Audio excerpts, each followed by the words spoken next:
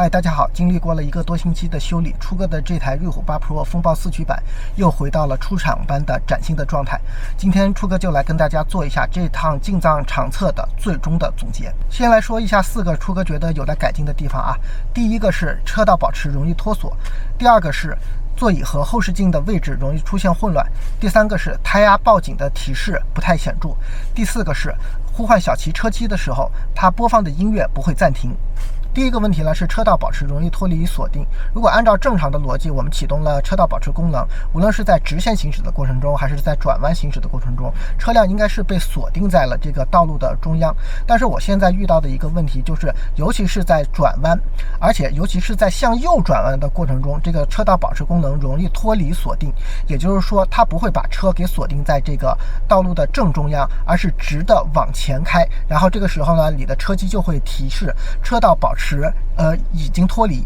那么这个时候呢，就是非常危险。如果你不注意的话，车就很容易照直往前开，蹭到了路边上了。而且呢，这个问题并不是我一个人碰到的，我在跟成都的一个瑞虎8 Pro 的车友交流的过程中，也是碰到了相同的向右转弯时容易脱离锁定的这个问题。我跟他确认过了，所以我希望奇瑞能够尽快的解决这个安全性上的问题。第二个问题是座椅位置和后视镜位置的记忆容易出现混乱。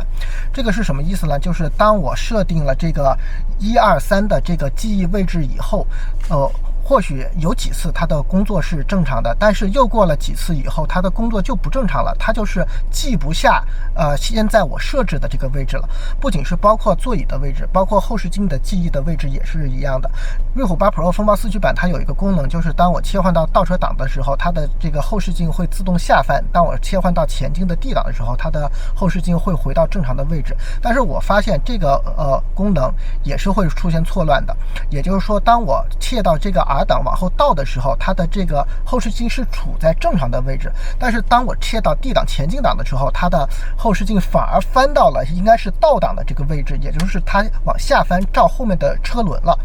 这个问题呢，我向奇瑞咨询过，他们说这个是程序上面的问题，但是到现在也是没有得到解决。所以呢，我希望这个问题呢也是应该有一个尽快的解决方案，因为它并不是一个很复杂的问题，它可能只是一个程序记忆上面的这么一个问题。如果是这个问题这么长时间得不到解决的话，那么这个功能就等同于没有。那么我多花了钱去买了这个功能，但是呢，我又不能正常的使用这个功能，这个对用户的体验呢其实是挺不好的。第三个呢是胎压报警的提示不显著。目前呢，胎压报警的提示呢，它会有一个小的图标在这个车机的左上角显示，但问题是由于坐姿的这个原因，这个图标很容易被方向盘所遮挡，所以呢，我就很不容易去发现这个胎压报警的提示。而且呢，这个胎压报警的提示它没有任何的声音的提示，你比如说一个滴滴滴的一个报警声，它是没有的。所以呢，如果你忽略了这个胎压报警提示的话呢，那可能就是比较危险了。所以希望奇瑞也能够去加强这个胎压报警的这个提示。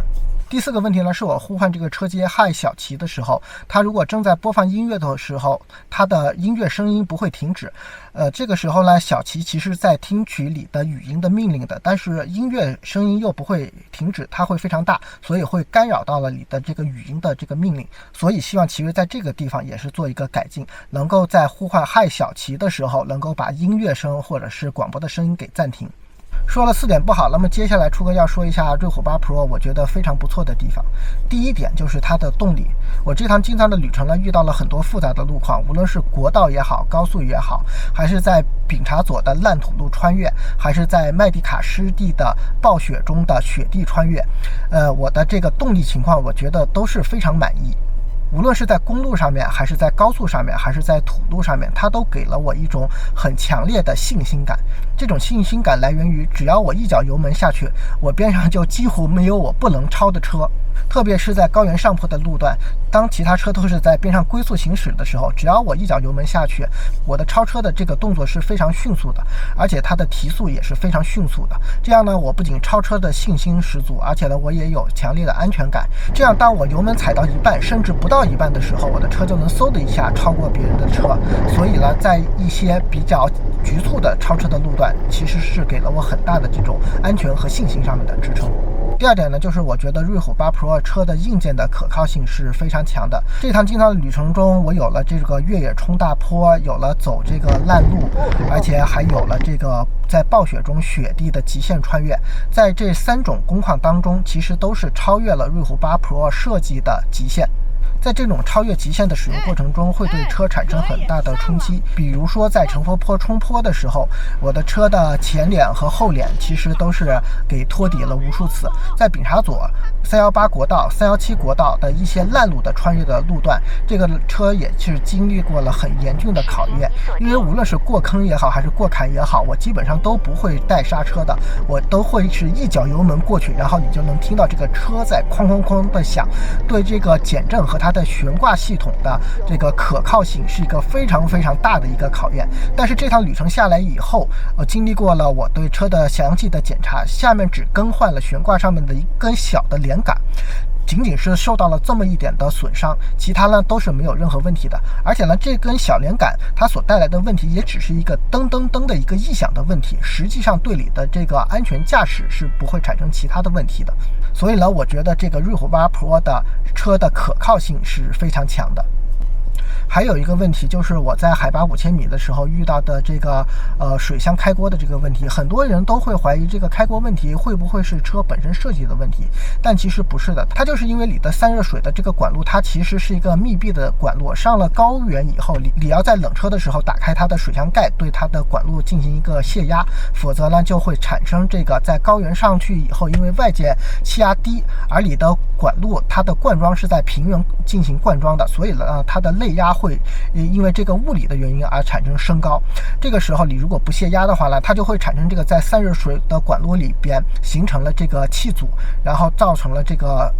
冷却液流动不畅，所以造成了你的车的这个水温的升高。其实呢它完全是一个物理的问题，而不是你车设计的这个问题。所以呢初哥在这里一定要跟大家说明这么一点。第3点呢，就是这个瑞虎8 Pro 的驾乘感受其实是非常舒适的，它的前后排的空间，包括它的后备箱的空间，其实都是非常大的。在这个接近1万公里的长途驾驶的过程中，我是一直跟我的哥们换着在开车，但是呢，我们俩从来没有觉得就是开长了时间以后有觉得非常不舒服，因为我跟他的开车习惯都是属于那种比较暴力的这种开车习惯，无论是遇到坑坎也好，都是一脚油门过去，所以车会颠得很厉害。还有就是我们的开车习惯，我们每天会开车8到10个小时，在这么长时间的驾驶过程中，我们一共是开了20多天。但是呢，我们这一路下来都是没有觉得身上有任何的不舒服。而且呢，我的这个瑞虎8 Pro 风暴4驱版它有一个女王副驾的这么一个按摩座椅，在这个按摩座椅的加持下，我跟我的哥们换着开，那么当我在开车的时候，他就在这个边上的座椅上按摩然后休息，当他开的时候呢，我就在这个座椅上按摩休息。而且呢，它女王副驾还带一个腿托功能，对我们的这种长途驾驶的休息其实是非常舒适的。这点呢必须给一个大大的赞，因为它极大的缓解了我们的疲劳驾驶的这种状况，让我们在这个驾驶的过程中也能感受到这种休闲的乐趣，以及一个非常舒服的这么一个驾乘的感受。第4点呢，就是它的后备箱非常大，非常能装，这点我是非常满意的。在我们出发的时候呢，其实有3个人，后备箱我们都是塞得满满的，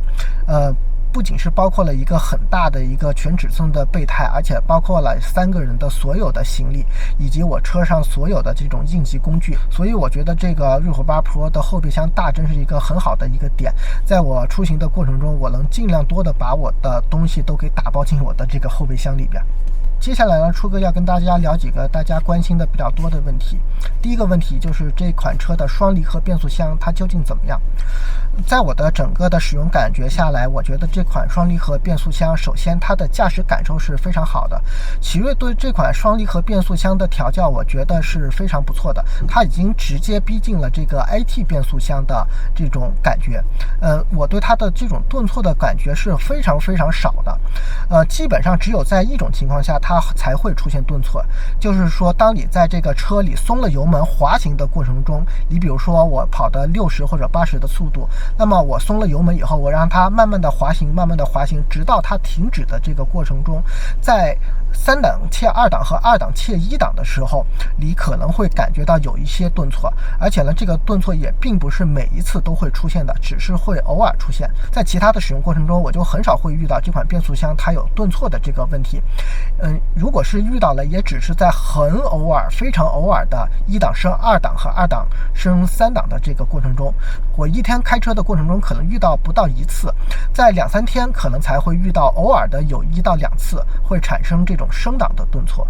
第二个呢，就是这款变速箱它的可靠性究竟怎么样？在我的使用的过程中呢，我是遇到过2次双离合变速箱报过热的这个警报的。它产生在什么的情况下呢？第一次是我的2月份在海南，在沙滩里边现车，我不断的挂前后档来回的这个给大脚油门脱困的过程中，过了2、3分钟以后，它的变速箱报了一个过热的提示。第二次遇到这个报过热的故障呢，其实跟第一次很像，它是在这个穿越麦地卡湿地的过程中，我被陷在了雪地里，然后我来回的挂前进档和后退档，来回的给大脚油门，在雪地中脱困的时候呢，也是过了2、3分钟以后，它出现了这个变速箱过热的这么一个提示。这种工况呢，就是跟第一种在沙滩里面现车的工况非常像，它是需要来回的不断的挂档，然后不断的去大脚油门的脱困，所以呢，这种工况也是超过了这个城市 SUV 的定位和它的设计的极限。在这2种情况下出现了这个变速箱过热的这个提示，出哥觉得是完全是没有问题的，因为它确实是超越了你的这种设计工况的极限了。在日常的使用过程中，出哥没有遇到过任何一次的它的这个变速箱过热的提示，而且现在变速箱开行的过程中呢，也没有遇到过其他的你比如说顿挫增加或者说是其他不好的这种体验。到目前为止是32460公里，出哥觉得这款变速箱的可靠性还是非常不错的。第二个问题呢，就是有很多朋友关注这个瑞虎8 Pro 的油耗。我这台车呢是瑞虎8 Pro 的风暴4驱版，它是一个4驱版的车，所以呢它比普通的瑞虎8 Pro 要重了30公斤。而且呢，我的驾驶的习惯一直来说是比较暴躁的，大家可以看我之前的视频。在我的一路的这种暴力的驾驶过程中，然后再加上我跟我哥们2个人的重量，我跟他加在一起我是64公斤，然后呢他是100公斤，就是164公斤，然后呢再加上我们后备箱给塞满了，大概有个150公斤左右，也就是说我们算这个车的载重量是300公斤，然后呢再加上这个暴力驾驶，再加上呢我又换了这个 AT 胎，在这个整个的行程下来9300公里多的行程下来以后，我的平均油耗是10.5个。我觉得这个油耗我已经是非常非常满意了，而且这个油耗我也觉得已经是非常非常的低了。